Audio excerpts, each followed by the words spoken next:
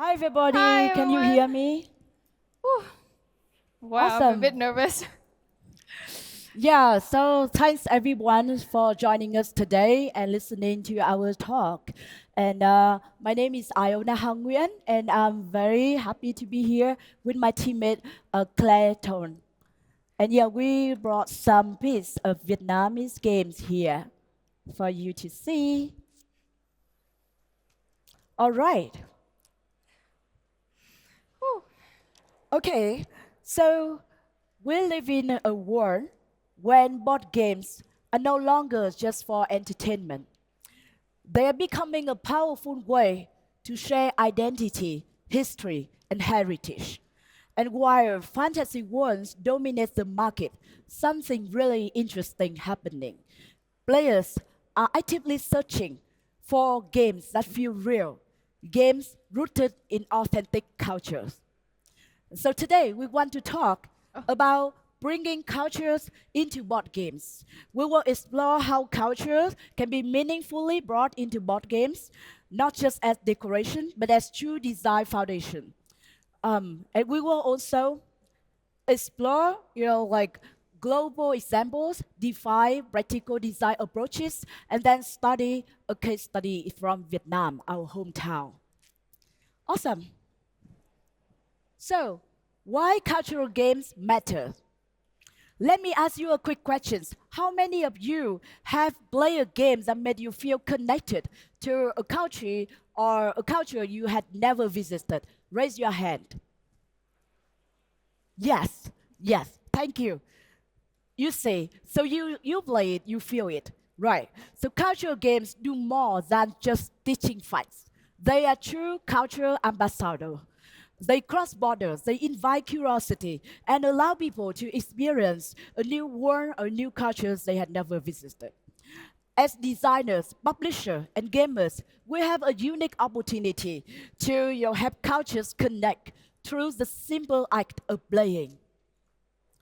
Now, cultural games are gaining momentum. Players are actively searching for authentic themes that make them feel fresh and meaningful. This game stand out in a crowded market, and they create an emotional with the a connection with the players. However, there are also challenges. So risk of stereotypes, shallow representation, a lack of visibility for games outside of Western market. So the real question is, how do we design cultural games thoughtfully? Now, we can learn a lot from global cultural games. Look at some examples. Azure. Azure is inspired by Portuguese tile art. It expresses cultural craftsmanship through button building mechanics. Or Tokaido is beautifully captures a traditional Japanese journey, highlights Japanese values of tranquility and appreciation. And Ra by Rhinokinesia. It uses auction mechanics to reflect competition among ancient Egyptian dynasty. So what do we learn from these games? This game don't use culture as just decoration. They use it to shape mood, mechanics, and player experience. They let us feel what it's like to travel through the Tokaido Road in Japan, or to build temples in ancient Egypt, or celebrate art in Portuguese. Right. So how do we do it exactly? There are two main approaches to integrating culture into board games. So first, mechanic approach, and second, team first approach. So let me talk about mechanic first. Many designers start with mechanics because mechanics sell better to publisher. They only need mechanics, and then the theme can be added later. It's, for example, Splendor. It began as just a pure engine building a system, but the gemstone merchants theme was just added afterward. But team-first approach. Some cultural games begin with a story or cultural themes that spark curiosity, and it is very essential for a strong cultural theme. Example, Tokaido start from the cultural journey itself. Mechanic exists to express the theme. So both method works, but team first is often essential for strong cultural storytelling. However, regardless of the approach, certain design principles must be crucial.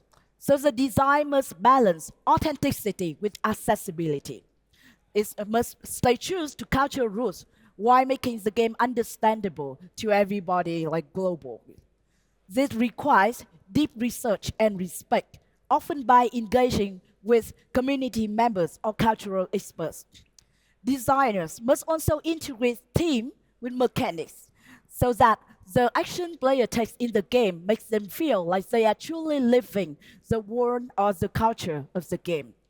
Culture should shape the gameplay, not just appear in the artwork. Now, let's look at Vietnam as an example. Vietnam, so I have a question. So what do you think of Vietnam when the word Vietnam comes to your mind? So most of the time, people just associate Vietnam primarily with the war. But Vietnam is so much more. And we are, Vietnam has a culture often misunderstood globally. We have over, 4,000 years of cultural history, dozens of ethnic groups, rich folklore, unique tradition, and a vibrant modern society full of creativity and resilience. This is exactly why cultural games are important, because they challenge outdated perception. With research, respect, and thoughtful design, a board game can show a side of Vietnam most of the world has never seen. And that brings us to our case study, a game that takes a deep cultural tradition and brings it into modern tabletop experience. Now, I give it up to my teammate Clayton. Thank you so much, Iona. That was a great presentation of how Vietnamese culture can be integrated into board games. And today I want to share with you our main case study, a project that is very close to our hearts, Xăm Hường. And in English is Tablets of Fortune. This game shows a nearly forgotten piece of Vietnamese culture can come alive again as a tabletop experience. Xăm Hường is about time and tradition. It was once a cherished pastime during the Nguyễn dynasty for scholars and nobles, and especially celebrated during Tết holiday. In Xăm Hường, Hường means red, representing luck in Asian culture, and it's usually seen during traditional holidays for luck. So this is why people play Xăm Hường during Tết as a wish for luck. So as a traditional Vietnamese board game, Xăm Hường centers on social roles, strategy, and storytelling. While there isn't a single version across region, Xăm Hường expressed the studious spirits of Vietnamese people and their ambition to thrive in their studies and in life. So I would like to show you a little video from Vietnam national television of how Xăm Hường engraved the memory of childhood. And we hope you could also come and feel some piece of home again from this game in our booth at 4K 400. Tôi chơi Xăm Hường từ lúc tôi 4 tuổi và luôn luôn là ngồi bên cạnh bà nội của tôi. Cái ngày Tết là một cái dịp rất là quan trọng. Thì cái đêm đầu tiên là đổ lấy hên thì bộ Xăm Hường sẽ được đưa ra để dùng chơi cho cả nhà luôn.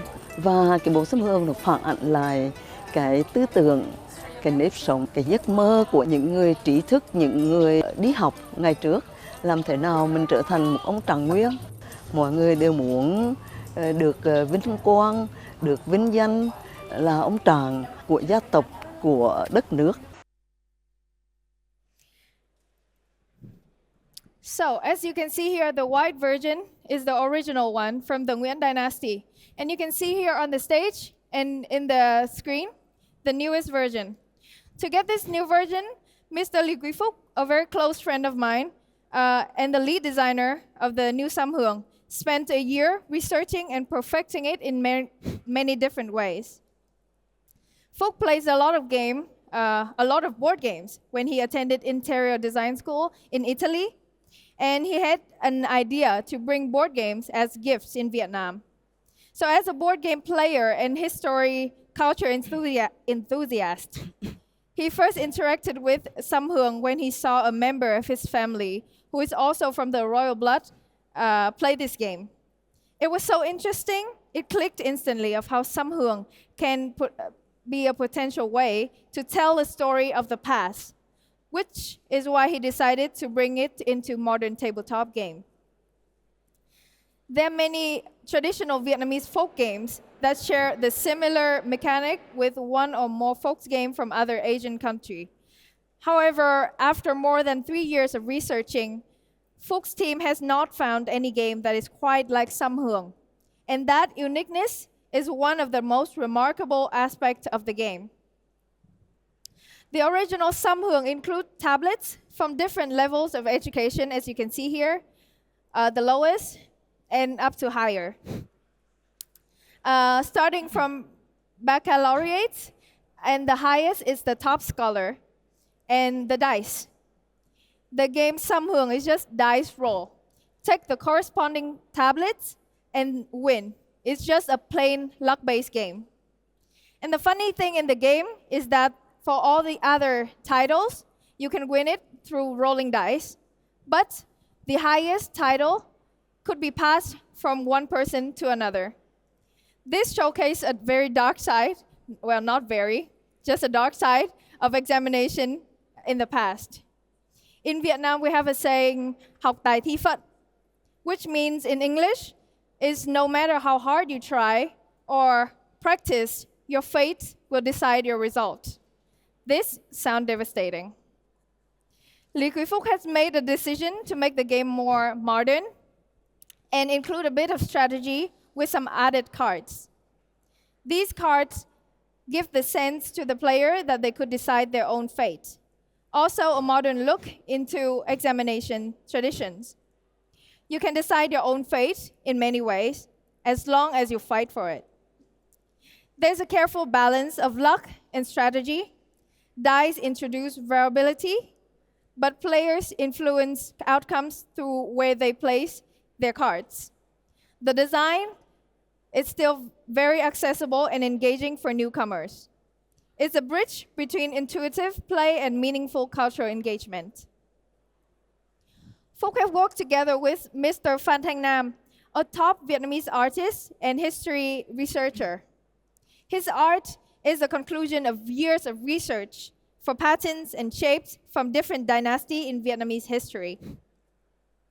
For Xăm Hường, Phan Thanh Nam chose the pattern not to just be pretty, but it also reflects the story of traditional education and social structure.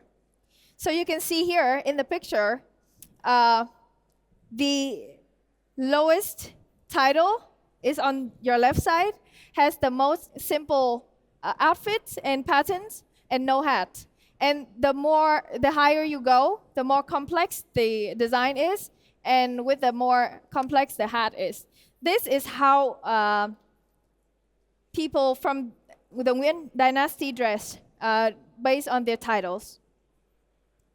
So with many tweaks and turns, from gameplay, artworks to materials, with the result you see here, a modern game that has transformed from a simple historical origin into a luxurious strategic experience. It's a cultural product that tells a story, not just through its rule, but through its very presence on the table. So as you can see here, there are many versions from that 1 year of research. And finally, they come to the conclusion of the newest Xăm Hường, as you can see here.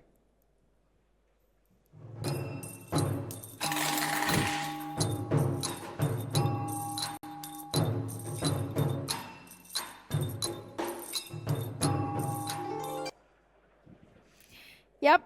So our work with Xăm Hường is part of a larger mission.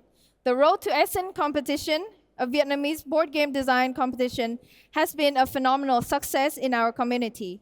It attracted over 160 submissions with nearly 140 of them showcasing wonderful cultural stories. And as you can see here, these are the top 5 most excellent game from the competition, and the winning titles goes to July with the folklore theme of Ghost Month in Vietnam. And the winner is actually down there in the audience. Yes.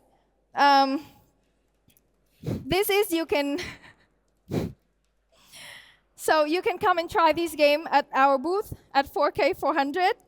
So after the competition, we're so sure that there are a wealth of creativity just waiting to be discovered. Actually, Randy Flynn, the creator of Cascadia, was one of our honorable judge. He said that the variety of gameplay was quite wonderful, and he can learn a lot about Vietnamese culture and history. This is what we're looking forward to doing, connecting people through cultural games. We truly hope that in the future, every country can host its own Road to Essen event, unearth the cultural gems. So the culture doesn't only include history, folklore, it also includes pop culture. This includes comic characters. I have 2 examples here. One is Bunny 100. This is a quick party card game that, and the images come from the Rainbow Bunny, a comic figure that has over 3 million likes on social media in Vietnam, created by Vietnamese.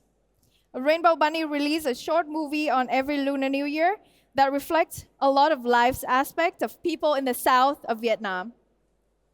And more than that, we are thrilled to announce the upcoming release with the title Heroes, with the gameplay from the legendary reinterpret in the art of Zodiac Secrets, an IP loved by Vietnamese tweens. And I would like to end the presentation with a quote from Johan Wisinga. If we are to preserve culture, we must continue to create it. And I think board games are one of the good ways to preserve, share, and celebrate culture. Thank you very much for listening, and we're now open for questions.